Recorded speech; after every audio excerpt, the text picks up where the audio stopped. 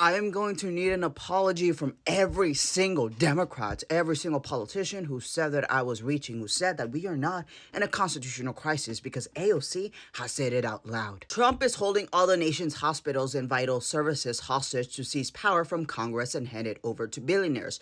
Now, I want to position that the how he even got into office is a constitutional coup. What is that? Leveraging loopholes of the Constitution and ambiguity in order to use the lawful constitutional channels in order to subvert it. That's what he's doing. That's what he's been doing since day one. We must state the truth. This is a constitutional crisis, a constitutional crisis. It's a massive illegal power grab that the House and Senate have a sworn duty to stop. Will they?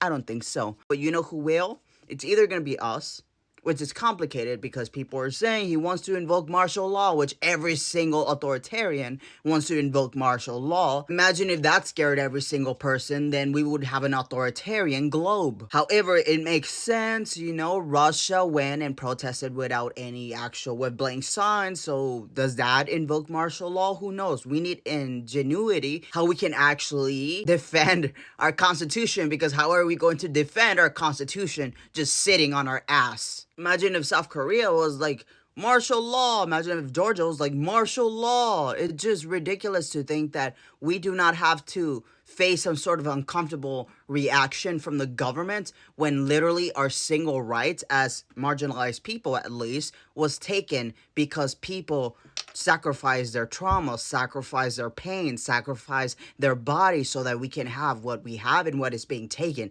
every single day. The last line of defense isn't Congress, because Congress has absolutely failed us. Congress has failed us, and I guess we can pressure Congress to try to do something to impeach him. Will they? Probably not. So what's next? Military? Remember, a constitutional crisis has to be seen. But is it being seen from the ground? No. If a tree falls and no one's there to hear it, did it fall? No. Are we actually in a constitutional crisis if we pretend like we're not in one? No. And no one's gonna do anything about it. I told all of y'all, I've been telling all of you, we don't have months, we don't have years, we have days, we have weeks to get this fixed, or else we cannot ever restore what we lost, or it's gonna take a long time and none of us is gonna see it in our lifetime. And I need all of us to hold our Congress members accountable. I need all of us to hold the Democratic Party accountable, because I've been screaming this out since before he got in, that this would lead to a constitutional crisis. There was no objections. There was nothing they tried to do in order to stop this. So I want us to hold the Democratic Party accountable, but I also want us to realize that they are the only channel we have in order to actually do something. Whether they're actually going to do anything and grow a backbone, that's the question. But why is this good? Because different from me saying it and you saying it, there's an actual congressperson who is saying it. That in that reality, it can trigger international pressure. I mean, whether it's going to trigger international pressure because we're the United States, who knows? But if people heard us, and whatever ingenious way that we decide would be appropriate because we're scared of martial law, that would help. How that is the question. If we can't go outside and protest, what's going to help? People are saying the general strike. I question the impact of it. I don't question that it's good. I just question whether it's going to be inclusive of a wide variety of people, particularly because there's a lot of people who will not be able to partake in it because they don't want to get fired. 2007, we did a day without a Mexican, and I remember some people got fired, so there's always that possibility. In this reality where, the King Mango is cutting everything left and right, it's questionable whether great. That's why. I mean, not specifically why, but like if he's cutting everything, then you're not going to want to participate in a general strike. You see, he's suffocating us, and people are like, well, he wants to get a reaction. I have a specialization in authoritarianship, all right? Political violence, international law. They want to provoke, and the fact that we're just going to sit over or just be like, we're not going to give in to this provocation. Okay. He's going to provoke for more than 4 years. And we're still going to be like, he's good. He just wants to provoke martial law. Yes. Instead of being afraid of martial law, what you should be afraid of is enforced disappearances. That is the act of arresting, detaining, or abducting a person against their will, followed by refusal to acknowledge their fate or whereabouts. You don't know what fear is if you're scared of martial law, but you're not scared of enforced disappearances. This is what I've accepted as a reality within a government that has extrajudicial power, which is that they use proxies outside of themselves in order to commit violence against the people. What's an example of this violence? Him using the technology, the social media platforms as a proxy to literally censor us and keep us from having a global reach. That is